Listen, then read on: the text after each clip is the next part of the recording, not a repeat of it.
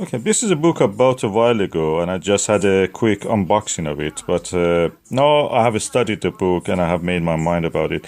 This is called How to Grow Your Own Nuts. Of course, nuts has a naughty meaning that is not concerned here. We are not talking about those kind of nuts, and we are talking about edible nuts that you can find and grow and eat. And it's written by Martin Crawford, and it's published in Britain by Green Books. And the price of it, I have to look in my invoice to see how much I paid for it. Yeah, I paid for it £17.49, which is about 22 pound American, 22 American dollar, US dollar. Canadian dollar, I don't know how much it will be. Something a little bit more, probably 23, 24, depending on the exchange rate. Okay, 17.5 pound. It's a beautiful book. It's a lovely hardback and full color, beautiful. For the price, is really valuable. And it has many things, including how to plant your trees in a way that they form a wind barrier as a windbreak. And it discusses in detail how to protect your trees, how to protect the branches, how squirrels are main pests of the nuts. What are they? I know that as a fact because I have a hazelnut tree that sometimes I have to share it with the squirrels and even rats. How to do grafting of them, how to grow it from seeds, how to collect it, their equipment, all kind of equipment. You don't need practically this kind of equipment, but they think about the walnuts, for example. This is equipment for collecting walnuts. Is that walnut skin can stain your hands. It gets black, kind of brownish black. And it goes after 2-3 weeks, of course, but it's a very good color. They use it in the past. They use it in the tanning of the leather and in using it in textile industry. And they don't come like this, so the skin can't fall off after a long time. But usually when you collect it, the skin is attached to it, and they can easily stain your hand. You can dry them, of course, if you don't live in a dry place. That there is no good season of dryness. And yeah, all kind of things. I'm from a region ancestrally in Caspian Sea region, Persia, in Iran, that these kind of things are native to there. Almond, for example, walnut. Here, we mentioned here, Asia, Iran, Turkey, Syria, Iraq, Pakistan, Afghanistan, all these kind of areas that's called, in geography, called the plateau of Iran. They come from there. So people really grow them. It's very common. A walnut tree can be a good source of income for someone. One single walnut tree, you can live with it, right, practically, with the income of walnut tree, and it has a good value. And you collect it and you make a good money in the autumn. Almond, the same. Almond is expensive. One of the most expensive nuts is actually almond.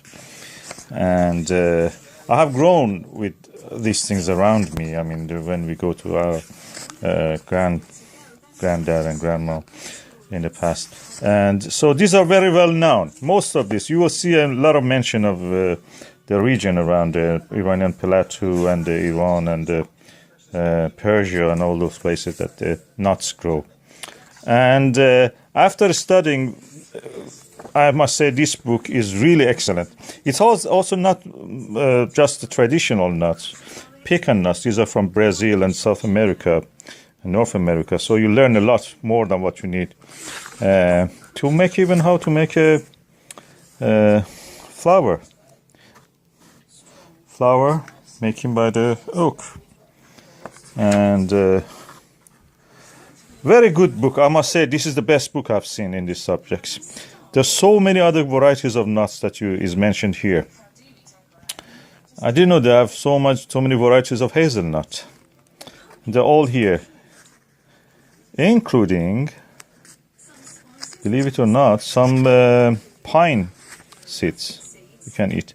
And after reading the book, which is really a pleasant, joyful read, I must say, I came to the conclusion that these nuts are suitable for me in the UK climate.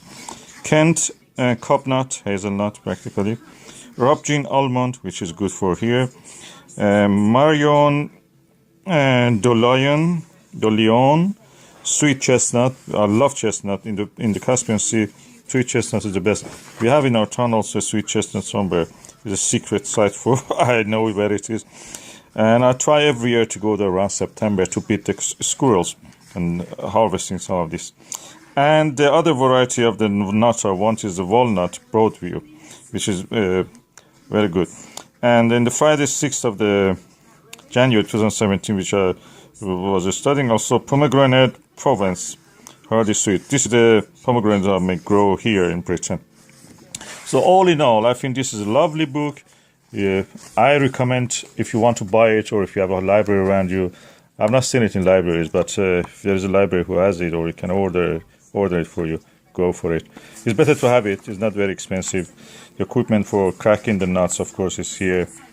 And you can use just a hammer and a stone or anything. Sometimes you can even just do it by hand. There is a kind of walnut in Iran called paper thin.